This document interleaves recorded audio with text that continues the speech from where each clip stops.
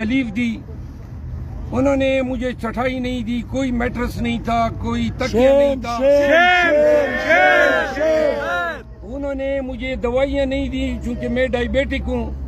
انہوں نے مجھے ڈرگ ایڈکٹس کے ساتھ والا سیل دیا تھا. ساری رات وہ شور مچاتے تھے تاکہ میں سو نہ سکوں، اور یہ ساری پلاننگ مریم نواز کی ماں پہ تھی.